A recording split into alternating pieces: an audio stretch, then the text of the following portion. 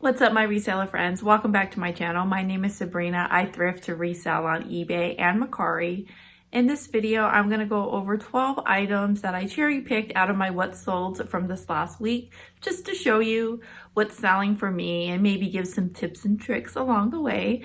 But first off, I want to kind of start off by talking about the way sales have been lately, how they've been for me, and how I've just been seeing a trend of what's going on in the reseller community right now. In my last video, I had talked about how great February was and how excited I was for this month and that sales were great. Well, I feel like I kind of jinxed myself because after that, my sales really tanked. But then I remembered something. Last year, the same exact thing happened. Super Bowl Sunday came.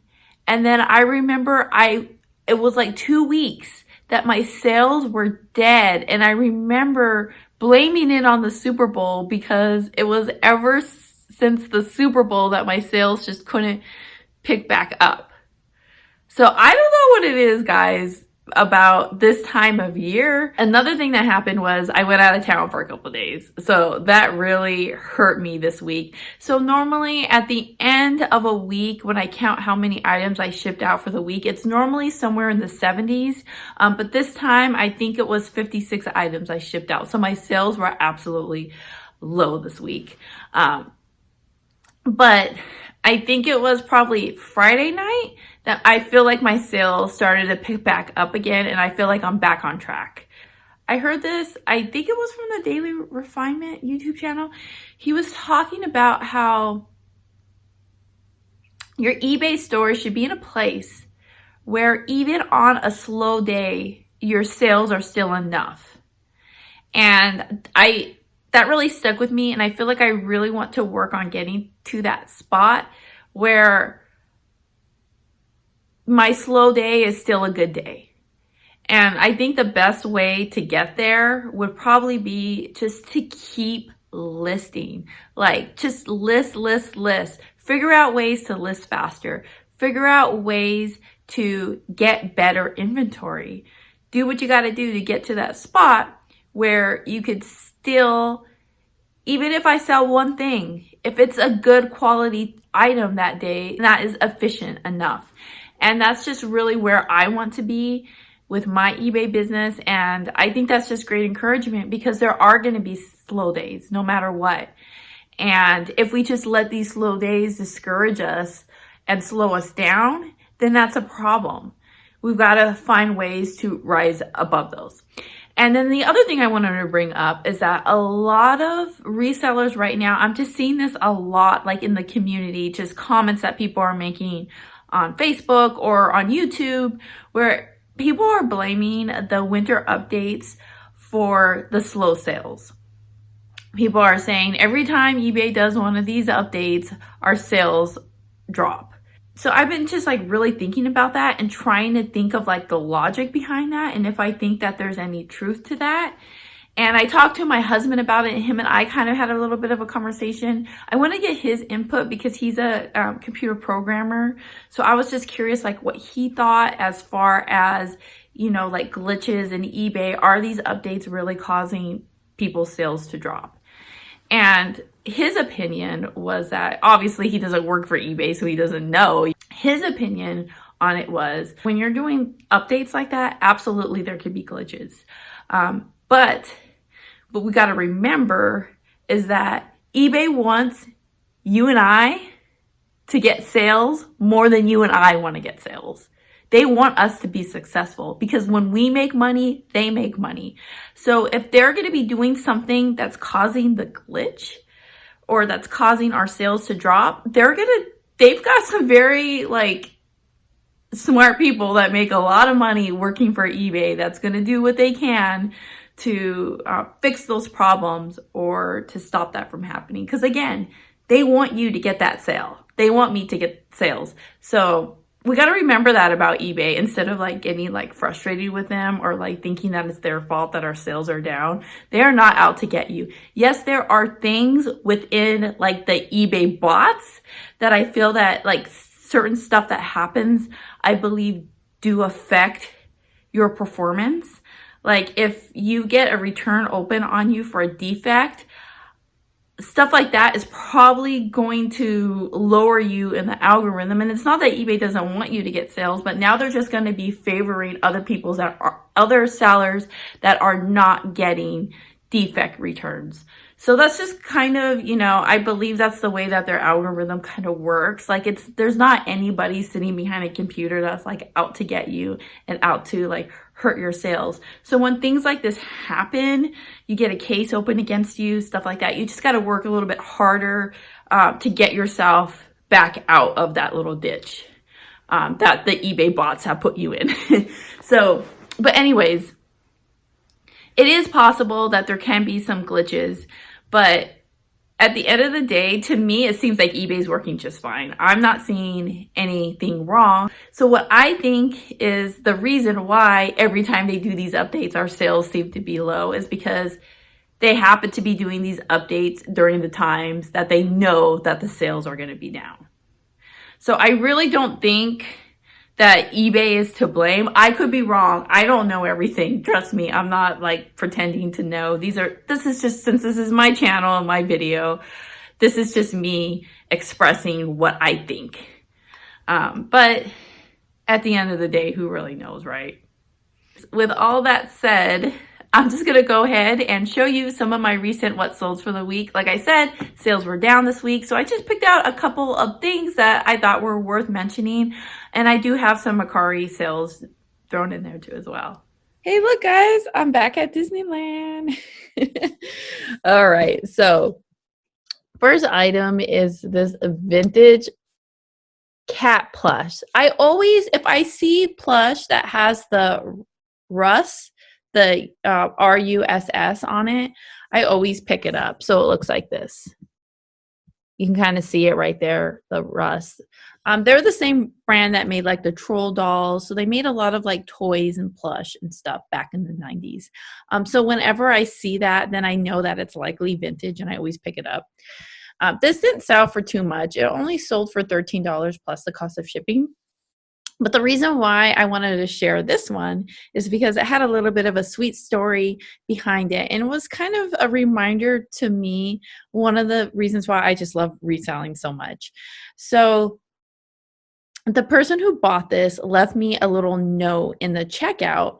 And she asked me if it was possible to pay extra for quicker shipping because her son had this cat and it was his favorite toy and he lost it. So she needs to get him a new one as soon as possible. And I don't know, I just found that to be so precious. As a mom myself, I know what it's like when your kid has that favorite toy. But how cool is it that I was able to like randomly find this cat at a yard sale, and this happened to be something that a mother really needed for her child. So what I ended up doing, I'm such a sucker, guys. I just upgraded the shipping for her for free. It was because she paid $5.50 for shipping, and priority mail, it did fit inside a flat rate envelope. So the cost on it was $7.50. I ate the $2 and I was happy to ship this priority mail to her so that her son can get it very quickly so he can be happy. I know that's probably not good business practice. I probably shouldn't get too used to doing things like that because she did offer to pay. But to me, I was like, it's $2. It's not really worth my time to like go through and send her like a PayPal invoice because she already paid, right? So it's just kind of like, what's $2? And it's going to make this kid super happy. So I did it. And then I just sent her a note and I just let her know I saw your note because I don't want her to think that I just like ignored her message. So I let her know I saw your note, and just so you know, I've upgraded it for you. You don't have to pay extra. And she was super happy. So I'm really hoping that in return, I will get some really good feedback for that. Next is this pop figure of the Red Sox mascot. And this sold for $18 free shipping. I had it listed for $24 or best offer, and I accepted the offer of $18. It is pre-owned. It does have a little bit of wear on it, so you can tell that like a kid played with it like as a toy. So I wasn't quite sure how much this toy was worth because there was all the ones on eBay were all new in box. So this was like the only one that was open. But if it was new in the box, this one was going to be worth a good amount. Like I can't remember exactly, but I feel like it was somewhere around the $30-$40 price range. So I just wasn't quite sure what the value of it was used. I think that there was one sold comp on a used one, but it was like really low, like $12 or something like that. So the $18 was totally fine. Since this did come from a yard sale, I know I only paid $1 or less on it. I probably paid like 50 cents. Next is this Rugrats plush. Again, I love just picking up anything from the 90s. It just does so well for me. Not all 90s things are worth a lot of money, especially if there's a lot on eBay. But I feel like it's always decent money, and this stuff sells fast. So I have no problems picking this up. This was in pretty poor condition. You can kind of tell by the picture. I did put right here in the description, I don't know if you can see it on your end, it says this doll is well loved and has a good amount of wear to it. Just in case it's hard to tell from the pictures, but if you zoom in, you can see that there definitely is a good amount of love to this toy, right? But it's still sold for $13. And again, this also came from a yard sale. Mostly all my stuff now, like all my newer inventory is all yard sales. I have not gone thrifting in weeks. All of my inventory is coming from yard sales. I live in an area where I have so many yard sales all year long, every weekend. And the yard sales in this area, like the people that throw these yard sales are normally for the most part just trying to get rid of their stuff. So I get stuff for like really good deals. So I'm pretty much done with thrifting for now because I just want to keep my cost of goods as low as possible. And I'm getting that with these yard sales. So I'm really, really, really happy with that. And all these toys and everything's like super cheap. Like it's very rare that I'll pay over $1 for something like this. Most of the time it's like 50 cents. Okay, so next is a Guitar Hero Legends of Rock Part 3. This did also come from a yard sale. So the guy had a box that had 2 Xboxes in it. I think maybe one was like an Xbox 360 and then an Xbox original. He had just some controllers, and he had the cords, and he had this game in there and then like another game. And I asked him how much he wanted for everything, and it was like, I feel like he asked $100 for it, and that may have been good. I don't know. Let me know, guys. Should I have taken it for $100? I'm not sure. But the thing is that I don't know if it's gonna work when I bring it home, and I don't know. I like selling Nintendo and PlayStation more than I like selling Xbox. So I'm just like, we're just not Xbox people in my house. Maybe that's why. But I decided to leave it. But I did want this game because it was sealed. That was the special part about it. So I asked him if he'd be willing to just sell me the game. And he said he was fine with that, and he sold it to me for $5. And I thought that was fair. It was new sealed, and it sold for $35 free shipping.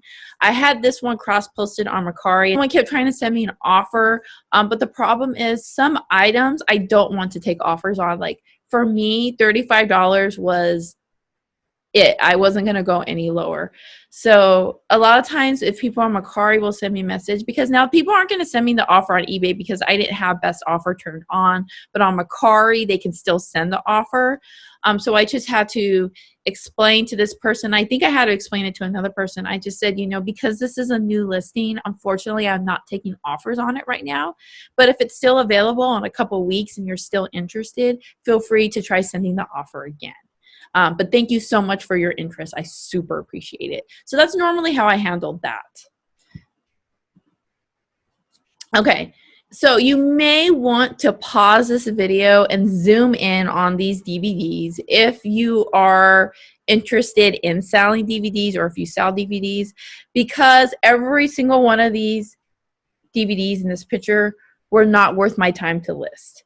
I talk about this in all my videos, it just keeps coming up, but I did buy a huge lot of DVDs for $100. It came with 500 DVDs, and I listed all the ones that had a value of like $7 or more, and anything that valued under $7, I put in lots. And this is one of the lots, but every single DVD I did scan.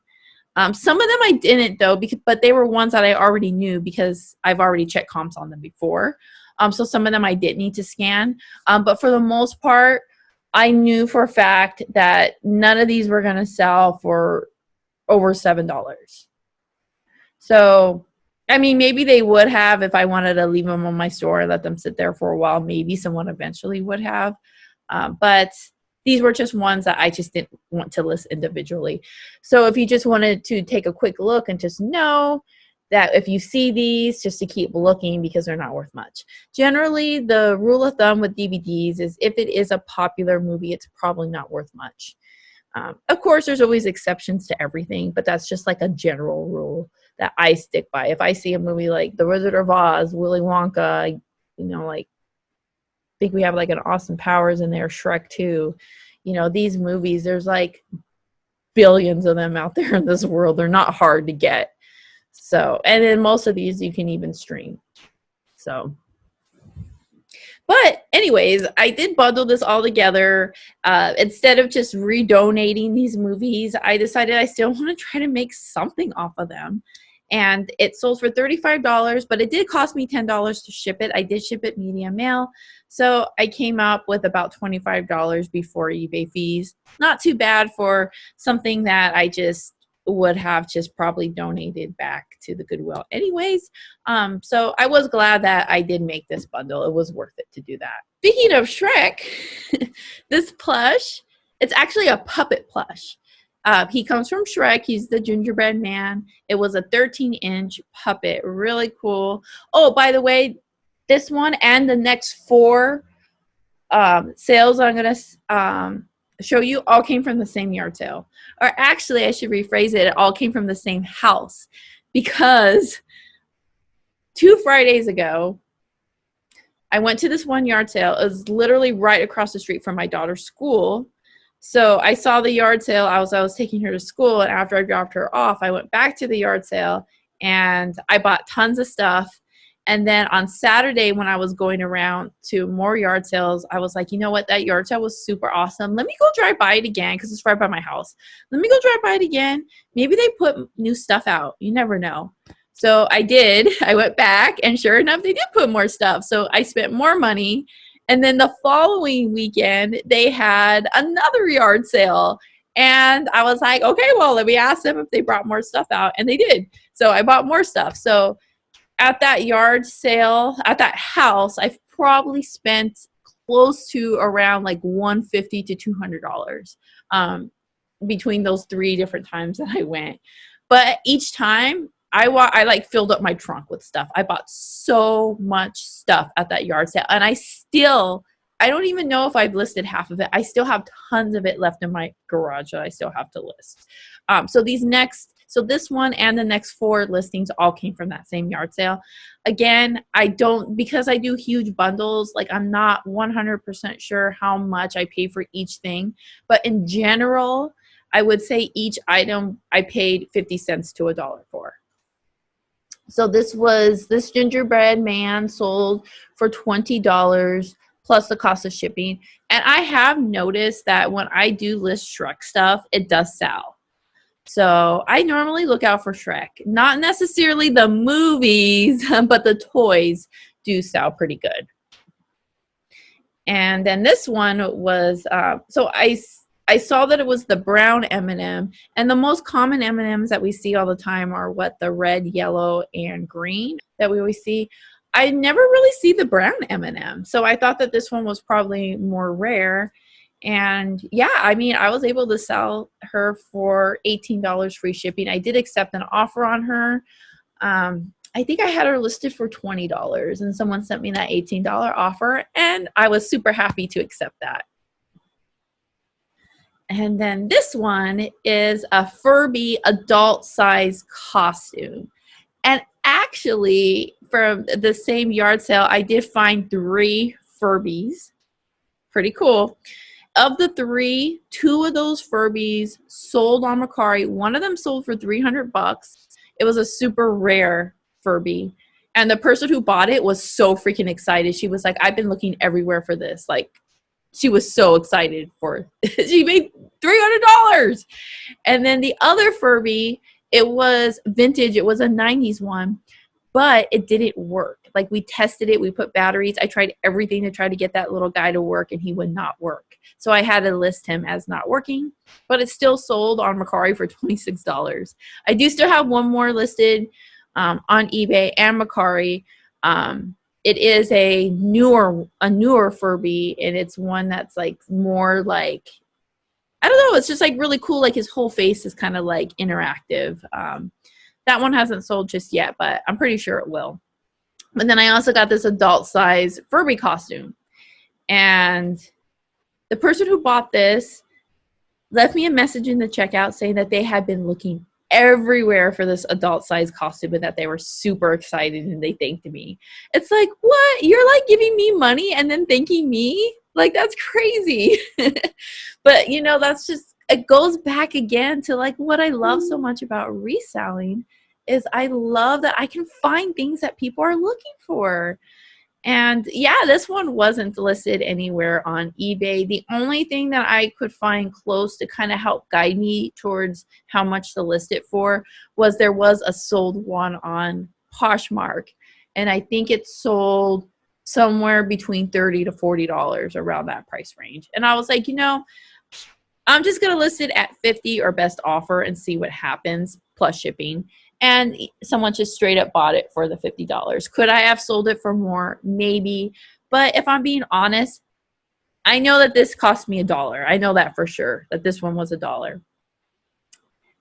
I made a really good profit off of it, and I made somebody really happy. So at the end of the day, this is a win for me.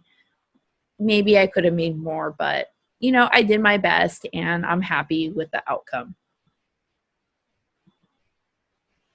Next is this kimono from Hot Topic. Now, anytime I see anything from Hot Topic, I always pick it up. See, it just got the Hot Topic name on it. Hot Topic stuff sells great, just like Torrid. I put the Hot Topic brand in kind of the same category as the Torrid brand. And if you watch my videos, you know I might be a little bit biased because I did work for Hot Topic for many, many years. It's where I met my husband. We were both co-workers there. Hot Topic got me through college. That was my job, you know, like while I was getting my degree. And I've made so many like great memories working there, so many friends, and it just has like a really special place in my heart. So I really love Hot Topic. And then not only that, I love the style of stuff. I could spend like forever like looking at Hot Topic. When I go to the mall, that's pretty much the only store that I like going into is Hot Topic and Box Lunch. That's it. So I always get really excited when I find Hot Topic stuff. I always buy it, but I always get super excited too when I find stuff that that the store used to sell when I worked there, because I worked there like in the 2000s, like early to like late 2000s is when I worked there. And so if I find something from that era, I know it's probably worth something because some of that stuff is considered vintage at this point. So, but obviously this is more of a newer style. It's super cute. And I did get a couple of offers on it. I had to go back and forth with a few people because a lot of people were trying to really lowball me on this one. But I think the price I had it listed at was $22 plus shipping or best offer. And then someone sent me an offer for $20. And that literally is just $2 off. So I would be ridiculous to not accept that offer. So I accepted the offer, $20 plus the cost of shipping. I know for a fact that this one cost me 50 cents. This is also a Hot Topic cardigan. Oh, and then this is a Mercari. So I'm now into showing you some of my Mercari sales. But again, this still came from the same yard sale house. And this one was also 50 cents. And how much did I pay for this one? $26 free shipping. This cost me $8 and something to ship it. So yeah, I mean, I paid 50 cents for it.